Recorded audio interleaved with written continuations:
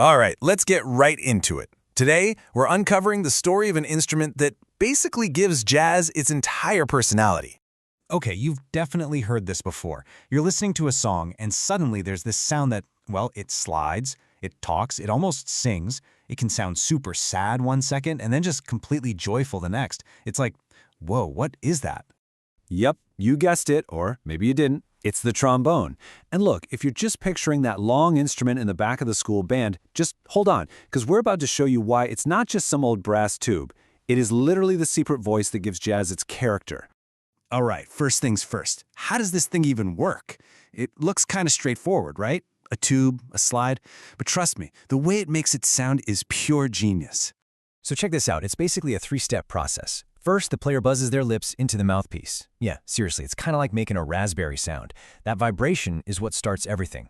Second, and this is the key part, they move the slide. Pushing it out makes the notes lower, pulling it in makes them higher. It's the ultimate pitch controller. And finally, step 3, the bell at the end just blasts that sound out. It's like a built-in amplifier. And that slide, that is the trombone's absolute superpower. There's even a cool name for it, the glissando.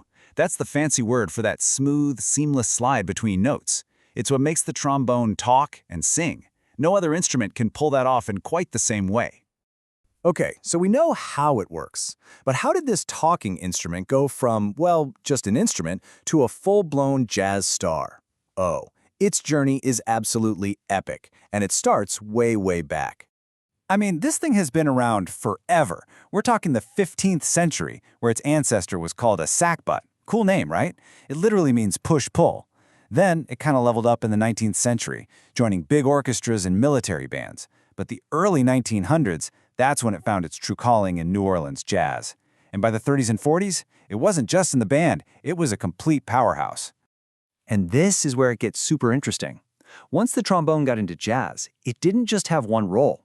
It kind of developed two different personalities, depending on whether it was playing in a small group or a massive band. Okay, let's start with the small jazz combos. Think of it like a small squad in a video game, right? You've got your high-damage trumpet, your quick clarinet. Every player has a key role. The trombone was the perfect support player, the one who completed the team.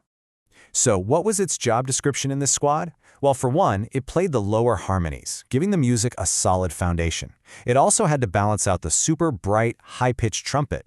And of course, its main skill was adding those emotional slides and effects. On top of all that, it had to improvise solos, just making up incredible music on the spot. No big deal. But then, things changed. The big band era arrived. And we're not talking a small squad anymore. This was like a full-on raid party, an army of musicians. And instead of just one trombone, you had a whole section of them, all playing together. So let's break that down. In a small combo, the trombone is a freestyle soloist. It's all about individual personality and adding those unique harmonies. But in a big band, it becomes part of a powerful unit, playing these tight, harmonized lines with the other trombones to create this huge wall of sound. It's less about me and more about we.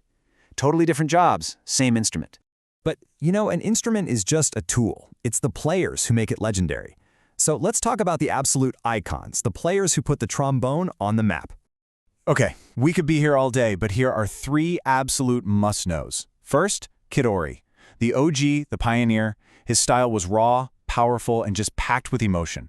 Then you've got Jack Teagarden. This guy was famous for his super smooth tone and just mind-blowing improv skills. And then, J.J. Johnson. He completely changed the game. He played with a speed and precision that nobody thought was even possible on the trombone. A total modernizer.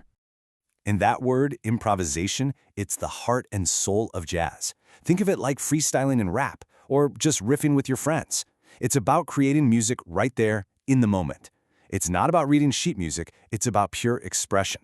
And guys like Ory, Teagarden, and Johnson, they were the masters, using that talking trombone to say something new every single time. So if you remember just one thing from all this, let it be this. The trombone is not just an instrument. It's the expressive, powerful, and seriously adaptable voice of jazz. All right, so the next time you put on a jazz track, I want you to really listen. Now that you know the secret, now that you know about that talking, sliding, singing voice, can you hear it? Can you pick it out?